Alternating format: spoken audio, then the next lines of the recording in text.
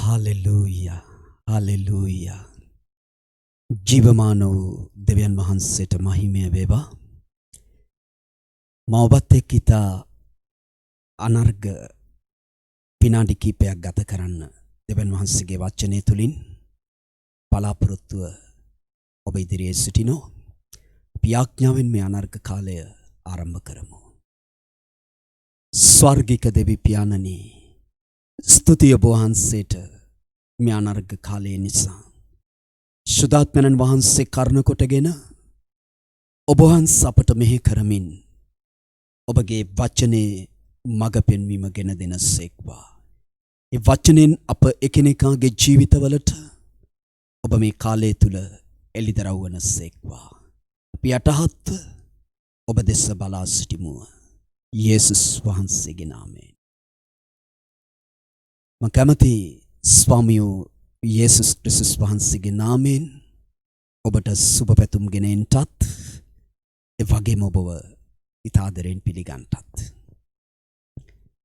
දෙවියන් වහන්සේගේ වචනය ඇසීම එය ලබා ගැනීම තරම් තවත් භාග්‍යයක් මිනිසෙකුට නැහැ. අපි වචනේ අසන විට අපි උන්වහන්සේට සවන් දෙනවා. අපි වචනේ ලබා ගන්න විට අපි උන්වහන්සේව ලබා ගන්නවා. මයින් අදහස් කළේ උන්වහන්සේ අපි තුල නැහැ කියන එක නෙවෙයි. උන්වහන්සේ අපි තුලයි. ඔබ නව උපාදනය ලැබූ කෙනෙක් නම් උන්වහන්සේ ඔබ තුලයි. මයින් අදහස් කළේ අපි වචනය ලබා ගන්නවා කියන්නේ අපි වචනයට ප්‍රතිචාර දැක්වීමක්. අපි වචනයට ප්‍රතිචාර දක්වනවා කියන්නේ එහි කියා තිබෙන දේ අප ජීවිත තුල පැවැත්මට ගෙනෙන්න අප කරන ප්‍රකාශනයන් මත අපි දෙවියන් වහන්සේට ගෙන දෙන අවකාශයක්. හලෙලූයා. කුමක්ද දෙවනි තිමෝති දෙවනි පරිච්ඡේදයේ 13 වෙනි පදේ කියන්නේ? එහි මෙසේ කියනවා. අපි අවිශ්වාසවන්ත වුණත් උන්වහන්සේ විශ්වාසවන්තව සිටිනසේක. මක් නිසාද? තමන් වහන්සේගේ වචනය බොරු කරන්ට උන්වහන්සේට බැරිය. අපි අවිශ්වාසවන්ත වුණත් කුමකටද? දෙවියන් වහන්සේගේ වචනයට. උන්වහන්සේ විශ්වාසවන්තව ඉන්නවා. මම නිතර දෙවියන් වහන්සේගේ සෙනගට කතා කරන විට කියන දෙයක්, දෙවියන් වහන්සේ විශ්වාසවන්තව සිටින්නේ ඔබට නෙවෙයි, උන්වහන්සේගේ වචනයට. කෙනෙක් ඒකට අවිශ්වාසවන්ත වෙන්න පුළුවන්. නමුත් දෙවියන් වහන්සේට බෑ ඊට අවිශ්වාසවන්ත වෙන්න. උන්වහන්සේ එතනට විශ්වාසවන්තයි. එනිසයි කියන්නේ තමන්ගේ වචනය බොරු කරන්න උන්වහන්සේට බෑ. එනිසා ඔබ දැනගන්න ඕනේ, ඔබ ඉගෙන ගන්න ඕනේ වචනයට විශ්වාසවන්ත. වචනයට විශ්වාසවන්ත වීම කියන්නේ ඒ වචනය තමන් තුලට ලබා ගැනීම, ඒ වචනයට ප්‍රතිචාර දැක්වීම. හලෙලූයා. අපි දකින උප්පත්ති 11 වෙනි පරිච්ඡේදයේ ආබ්‍රහම් කියා මිනිසෙක්ව දෙවියන් වහන්සේ තෝරා ගන්නවා. උප්පත්ති 12 වෙනි පරිච්ඡේදයේදී දෙවියන් වහන්සේ ඔහුට පැවරුමක් දෙනවා. මේ වන විට ඔහු අවුරුදු 75ක් වයස්ව සිටියා. දෙවියන් වහන්සේ ඔහුට කියනවා, ඔහු ජීවත් වුණේ ඌර් කියන දේශේ. ඔබ ජීවත් වන මේ දේශේ ඔබේ ඥාතීන්, ඔබේ පිය උරුමය අතහැරලා මම් පෙන්වන දේශයට යන්න. 12 වෙනි පරිච්ඡේදයේ උන්වහන්සේ ඔහුට පොරොන්දු 7ක් දෙනවා. අවසාන පොරොන්දුව තමයි මම නුඹ කරන කොටගෙන පොළොවේ සියලු පවුල් ආශිර්වාද කරන්නට යනවා. දෙනොස් ඔහුට කිව්වා මන් නුඹව මහා ජාතියක් කරනවා. එසේ කරන්නේ මුළු පොළොව සියලු පවුල් නුඹ කරන කොටගෙන ආශිර්වාද කරන්නට. අපි දෙවියන් වහන්සේගේ වචනේ දෙස බලන විට අපි දකිනවා මේ දේ කරන්නට තවත් අවුරුදු 25ක කාලයක් දෙවියන් වහන්සේට ඔහුත් එක්ක ගනුදෙනු කරන්නට සහ බලාගෙන ඉන්න සිද්ධ වුණා. එයි මා පෙර කිව්වා වගේ දෙවියන් වහන්සේට බැහැ මිනිසෙක් එක්ක ගනුදෙනු කරන්නට ඔහු උන්වහන්සේගේ වචනයට විශ්වාසවන්ත වන තුරු ඒ වචනය ඔහු ලබා ගන්න තුරු දෙවියන් වහන්සේට මිනිසෙකු සමග කිසි දෙයක් කරන්නට බෑ. අබ්‍රහම්ගේ ජීවිතෙත් දෙවියන් වහන්සේට මෙපමණ කාලයක් බලා සිටින්න සිදු වුණේ මෙන්න මේ හේතුව නිසා. එකට අබ්‍රහම්ගේ ජීවිතෙත් පසුබිමක් තිබුණා. ඔහු කර්ණ කොටගෙන මහත් ජාතියක් ලෝකයට බිහි කරමි කියන විට පොළොවේ සියලු පවුල් නුඹෙන් නික්මෙන බීජයකින් මම ආශිර්වාද කරනවායි කියන විට ඔහුට එක දරුවෙක්වත් නැහැ. බයිබලයේ කියනවා ඔහුට අවුරුදු 10ක් 15 සිටිය ඔහුගේ බිරිඳ වන සාරාත් දෙදෙනාම වඳව සිටියා කියලා. ඔබ බැලුවොත් සුදෝ පවුල්තුමා රෝමවරුන්ට යවන ලද යවුම් පත්‍රයේ 4 වෙනි පරිච්ඡේදයේ දිහා ඒක විශේෂයෙන් 19 වෙනි පදයට එද්දී අබ්‍රහම් කියනවා පවුල්තුමා සඳහන් කරනවා අබ්‍රහම් දැන සිටියලු තමන්ගේ ශරීරය මැරිලා බවත් සාරාගේ කුස මැරී තිබුණු බවත් එවන විට වෛද්‍ය නියමයන්ට අනුව දරුවෙක් බිහි කිරීමේ වයස සීමාව ඔවුන් පහු කරලා තිබුණා. එනිසා වුන් දැන සිටියා තමන්ගේ ශරීර ඒ අවස්ථාව සඳහා තවත් ජීවනයක් නැති බව මැරී තිබුණු බව. මේ මානසිකත්වය ඔහුට තිබුණා. ඔහු මේ මානසිකත්වයෙන් ගමන් කළා. ඔහු දෙවියන් වහන්සේ තෝරාගත්තු තැන ඉඳලා ඔහු දෙවියන් වහන්සේගේ හඬට සවන් දී යම් දේවල් ඔහුගේ ජීවිතය ඔහු කළා. ඔහු කියපු දේශය අතහැරියා. ඥාතින්ගෙන් වෙන් වුණා. පියවුරුමේ අතහැරියා. තමත් නොදත් දේශයක් කරා දේව අනට කීකරුව ගමන් කළා. ඒ වගේම අපි දකිනවා තෝරා ගැනීමේ අයිතිය උපති 13 වෙනි පරිච්ඡේදයේ සඳහන්ව තිබෙනවා. ඔහු ලොත්ට පැවරුවා. ඒක දෙවියන් වහන්සේ ඉදිරියේ ප්‍රශංසනීය දෙයක් වුණා. ඒ වගේම අපි දකිනවා උපති 15 වෙනි පරිච්ඡේදයට එද්දී ඔහු 10න් කොටස දෙනවා. ඔහු දෙව කැමැත්ත ප්‍රකාර තම ඥාතීන් බේරා ගැනීමට යුද්ධවලට ගොස් ජයග්‍රහණය ලබනවා. මේ වගේ ගොඩ දේවල් ඔහු දෙවියන් වහන්සේත් සමග කළා. සමහර විට ඔබත් ඒ වගේ වෙන්න පුළුවන්. දෙවියන් වහන්සේ ආබ්‍රහම්ට කිව් දේ මේකකින්වත් සම්පූර්ණ වුණේ නැහැ. ඔබත් මේ වගේ වෙන්න පුළුවන් කියලා කියන්ට හේතුව ඔබත් දෙවියන් වහන්සේ සමග බොහෝ දේවල් කරමින් සිටිනවා ඇති. දෙවියන් වහන්සේ යම් අරමුණක් සඳහා ඔබව තෝරාගත්තද ඒ දේ තවම ඔබේ ජීවිතයේ සාක්ෂාත් වෙලා නැතුව ඇති.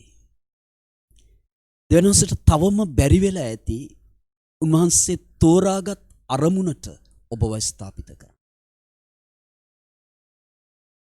ආබ්‍රහම්ගේ ජීවිතයේ මේ සියලු දේ සිදුවීම දෙවියන් වහන්සේගේ පරමාර්ථය මත ඔහු සිටගත්තා කියන සහතිකය ඔහුට ගෙනාවේ නැහැ. මේ සියලු දේ ආබ්‍රහම් කරද්දී ඔහුගේ ජීවිතයේ සිද්ධ වෙද්දී දෙවියන් වහන්සේ බලා සිටිනවා. උන්වහන්සේ ඔහුට දුන් පොරොන්දු පරිදි උන්වහන්සේගේ දිව්‍ය පරමාර්ථය ඔහුගේ ජීවිතේ පැවැත්මට ගේන්න. උන්වහන්සේට මේ දේ කරන්නට තවත් අවුරුදු 25ක් බලන් ඉන්න උනා.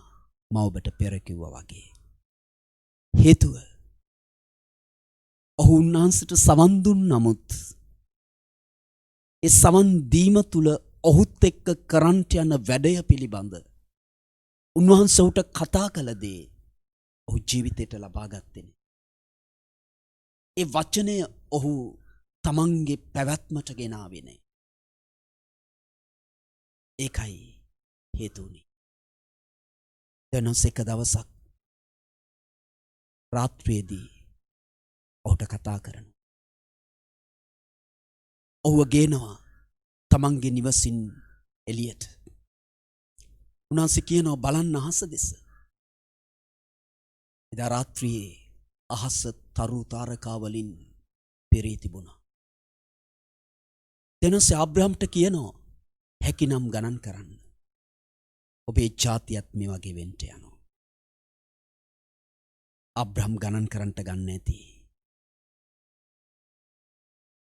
ඔහු තරු ගණින්ට පටන් ගත් විට ඔහු ඒ තරු වලින් දකින්ට ගත්තා තමන්ගේ පරම්පරාව. තමන්ගේ වංශය දෙවියන් වහන්සේ තමන්ට දුන්නු පොරොන්දුව. ඒ අවස්ථාවේ උපත්ති 15 වෙනි පරිච්ඡේදයේ 6 වෙනි පදයේ සඳහන්ව තිබෙනවා. ආබ්‍රහම් දෙවියන් වහන්සේව විශ්වාස කළා කියලා. මිට පෙර වූ විශ්වාස නොකළා නෙවෙයි. ඒ නිසයි මම ඔබට කිව්වේ ඔහු නොඑක් දේවල් දෙවියන් වහන්සේ උදෙසා කළ බව. නමුත් මේ වනතුරු ඔහු තෝරාගත් පරමාර්ථය පිළිබඳ දෙවියන් වහන්සේ ඔහුට කිව් දේ ඔහු විශ්වාස කර තිබුණේ. කෙනෙක් කියන්ට පුළුවන් ඒක විශ්වාස කළ නිසා නේද ඔහු මේ හැම පියවරක්ම ගත්තේ කියලා. මුත ඔබ දන්නවද මේ වචනය ඔහු ලබාගෙන තිබුණේ. ඒක ඔහුගේ පැවැත්මට ගෙනාවේ නෑ. ඒ කෙරෙහි ඔහුගේ පූර්ණ ඇදහිල්ල තිබුවේ නෑ. මේ අවස්ථාවේ තමයි ඔහු ඒක විශ්වාස කළේ. බයිබලයේ කියනවා එය ඔහුගේ ධර්මිෂ්ඨකම කොට ගණන් ගත්තා. ඔබ දන්නවද දෙවියන් වහන්සේ අවුරුදු 25ක් 24ක් එහෙම කියන්ට හේතුව උන්වහන්සේ ඔහුට දරුවා උන්වහන්සේ කියනවා ඊළඟ අවුරුද්ද මේ කාලය වන විට ඔබේ භාර්යාව මේ පුත්‍රයා ලබන්ට යනවා කියලා. මම ඔබට කියන්න ගියේ දෙවියන් වහන්සේ අවුරුදු 24ක් ආශාවෙන් බලා සිටියා. උන්වහන්සේ තුල වූ නියම නමින් ආබ්‍රහම්ට කතා කරන්න. ඔහු එක විශ්වාස කරන තුරු දෙවියන් වහන්සේට බැරි වුණායි නමින් ඔහු අමතන්න. උපත්ති 15 වෙනි පරිච්ඡේදයේ දකින්න 6 වෙනි පදේ මා පෙර කිව්ව ආකාරයෙන් දෙවියන් වහන්සේ කිව් දේ ඔහු විශ්වාස කළා. ඒක ඔහුට ධර්මිෂ්ඨකම කොට ගණන් ගත්තා කියලා. උපත්ති 17 වෙනි පරිච්ඡේදයට එද්දී දෙවියන් වහන්සේ තුල වූ ඒ සැබෑ නමින් දෙවියන් වහන්සේ ඔහුට කතා කරනවා. ඔහුගේ පෙර නම ආබ්‍රම් උසස් පියානෝ කියන අදහස ඒ නාමය තුල ගැබ් වෙලා තිබුණා. දෙවියන් වහන්සේ උන්වහන්සේ තුල වූ නමින් ඔහු අමතනවා මේ වෙලාවේ ආබ්‍රහම් කියලා. ආබ්‍රහම් කියන විට ඒ නමට අර්ථයක් ආවා ජාතීන්ගේ පියා. දෙවියන් වහන්සේ නමින් ඔහුට කතා කරමින් කියනවා ලබන අවුරුද්ද මේ කාලේ වන විට ඒ පුත්‍රයාව ඔබ ලබන්ට යනවා.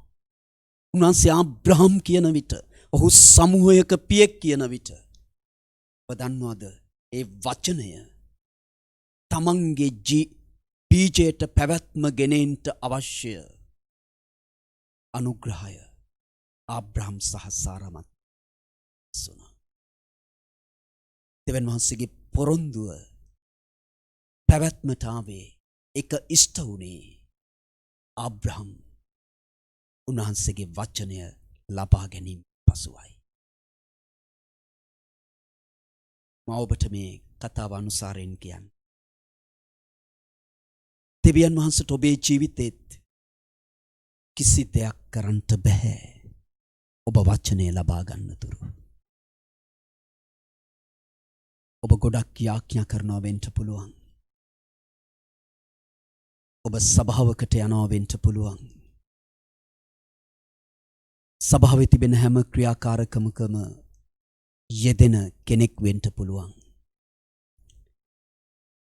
නමුත් යේසුස් ක්‍රිස්තුස් වහන්සේගේ පූජාව, මේ මරණය උත්ථානය කරන කොටගෙන ඒ සිදුවුණු දිව්‍යමය හුවමාරුවේ ආශිර්වාදයන්, ඔබට අයිතිව තිබෙන උරුමයන්, දෙවියන් වහන්සේ ඔබ සඳහා කියා තිබෙන දේවල් ඔබ තවම භුක්ති නොවිඳින කිතුණුවෙක් වෙන්න පුළුවන්. ඔබ කල්පනා කරනවා ඇති, ඇයි මම මෙපමණ යාඥා කරලත්, මෙපමණ කාලයක් තිස්සේ මම සභාවේ සමාජිකයෙක් වෙලත්, ඇයි මට තවම දේව වචනේ කියා තිබෙන මේ යථාර්ථයන් අත්දකින්න බැරි වෙලා තියෙන්නේ? කෙනෙක් කියන්න පුළුවන්, ඇයි තවම මට සම්පූර්ණ සුවය නැත්තේ? ඇයි මේ ප්‍රශ්න වලින් මට පිටතට එන්න බැරි වුනේ? ඇයි තවම මේ තත්වයන්, වාතාවරණයන් මගේ ජීවිතයට බලපෑමක් වෙලා එයින් මාව පාලනය කරනු ලබන්නේ? මේ වගේ විවිධ හේතුන් සමග ඔබ විටක එහා මෙහා හැලහැප්පෙන ජීවිතයක්, පොරබදින ජීවිතයක් ඔබ ගත කරනවා ඇති. සෙනෙවන්තය, මේ දෙවියන් වහන්සේගේ කැමැත්ත නෙමෙයි. යේසුස් වහන්සේ ඔබට මට අයිතිව තිබුණු ඒ කුරුසිය, ඒ පාපේ දඬුවම මිලය උන්වහන්සේ තමන් පිටට ගත්තා. උන්වහන්සේ ඒ මත තමන්ගේ ජීවිතය පූජා කළා. යේසුස් වහන්සේ මැරුණේ අපේ පාපේ වන්දිය පමණක් නෙවෙයි, පාපය හේතු කොටගෙන මුළු මිනිස් සංහතියට උරුම වූ ඒ දඬුවමත්, ඒ මිලයත් ගෙවන්ට. උන්වහන්සේ ඒ සියල්ල පරාජිත කළා. ඒ ආධිපත්‍ය ලැබූ සාතන් සහ මුළු නිරය සමග. ඒ ඔබ සහ මා වෙනුවෙන්. ඔබ දන්නවද උන්වහන්සේට මේ ලෝකෙට එන්න ස්වර්ගය සම්බන්ධයෙන් හේතුවක් තිබුණේ. හේතුනේ ඔබ මා. උන්වහන්සේ මැරුණේ ඔබ මා වෙනුවෙන්. තැන්පත් කළේ ඔබ මා වෙනුවෙන්. නිරයට ගියේ ඔබ මා වෙනුවෙන්. නැවත නැගිට්ටේ ඔබ මා නිසා. උන්වහන්සේගේ මුළු පූජාව තුළ අන්තර්ගතව සිටින්නේ ඔබත් මමත්. ඒ තුළ උන්වහන්සේ ලද ජයග්‍රහණය ඔබ මා උදෙසා. ඒකේ වරප්‍රසාද අයිති ඔබට මට. උන්වහන්සේගේ කැමැත්ත. උන්වහන්සේ යම් අරමුණක් පිණිස මේ ලෝකෙට ඇවිත් යම් දෙයක් ස්ථාපිත කළාද, ඒ ස්ථානයේ ඔබත් මමත් සිට ගැනීම, ඒ දේ භුක්ති විඳීම. කියුවත් දෙවනි තිමෝති 2:13 අපි අවිශ්වාසවන්ත වුණත් උන්වහන්සේ විශ්වාසවන්තව සිටිනවා. ඒ දේ අපි තුල සම්පූර්ණ කරන්න. නමුත් උන්වහන්සේට බෑ තමන්ගේ වචනය බොරු කරන්න. වචනයට පිටින් දෙයක් කරන්න උන්වහන්සේට බෑ. එනිසා අපේ විශ්වාසවන්තකම අවශ්‍යයි ඒට. එනිසා අපි වචනයට සවන් දෙන්නෙක් වෙන්න ඕනේ. වචනය කියන්නේ උන්වහන්සේගේ හඬ. වගේම වචනය කියන්නේ උන්වහන්සේමයි. අපි ඒ වචනය ලබා ගන්නෙක් වෙන්න ඕනේ. අපි ඒ වචනයට අපේ ජීවිතයෙන් ප්‍රතිචාරය දක්වන විට, ඒ වචනය තුල පැවැත්මට අපි අපිව ගෙනෙන විට, සෙනෙවන්තය ආබ්‍රහම්, මෝසෙස්, නෝවා, දාවිද්, එලියා, එලිසා, පේදුරු, පවුල්, යොහන්, මේ බයිබලයේ දකින සුද්ධවන්තයන් පමණක් නෙමේ. අපිත් ඔවුන් අත්දැක්ක ඒ දෙවියන් වහන්සේවම, එම අනුග්‍රහයම අපිත් අත්දකින්න යනවා. දේව වචනේ කියන උන්වහන්සේ ඊයේත් අදත් හෙටත් සදා කාලයටත් එකාකාර වූ තැනන් වහන්සේ. වැදගත් වෙන්නේ ඔබේ මගේ ප්‍රතිචාරය.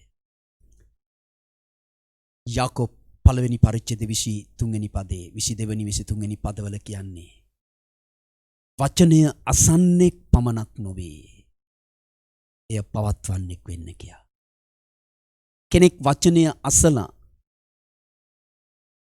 ඒක පවත්වන්නේ නැත්නම් යාකෝබ්තුමා කියනවා කැඩපතකින් තමාගේ ස්වභාවික මුහුණ බලලා එයින් අහක්ව ගිය කල තමන් කෙබඳු මිනිසෙක්ව සිටියේ දැයි එවලේම අමතක කරන මිනිසෙක් වගේ.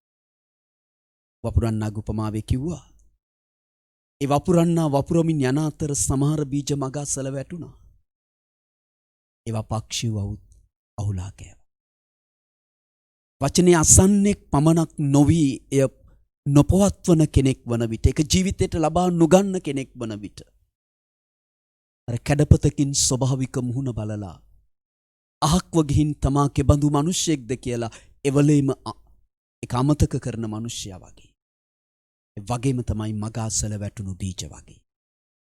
යක්ෂයෙකු උදුරා ගන්න.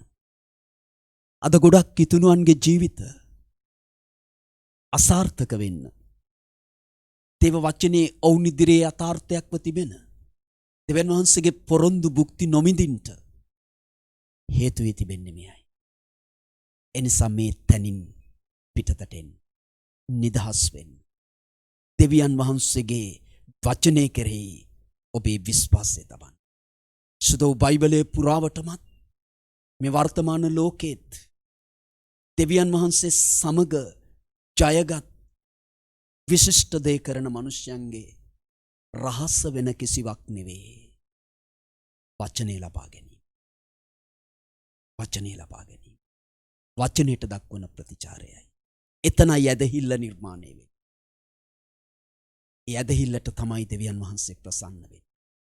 ඒ ඇදහිල්ල තමයි දේව වචනේ පොරොන්දු යථාර්ථයක් බවට අප ජීවිත ඉදිරියේ පත් කරන්නේ. එනිසා මා ඔබට අවසන් කරන්ට ප්‍රථමයෙන් මා දෙන උපදෙස නම්, මා නැවත ඔබට කියන්නේ නම් වචනේ ලබා ගන්නෙක්. ඔබ මහත් දේ කරන්ට යනවා. ඔබ මහත් දේ භුක්ති විඳින්නට යනවා. දෙවියන් වහන්සේගේ මුළු පරමාර්ථය පොළොවේ ඉෂ්ට කරන මිනිසෙක් බවට ඔබ පත් වෙන්න යනවා. මා ඔබට සුබ පතනවා. යේසුස් ක්‍රිස්තුස් වහන්සේගේ නමයෙන්.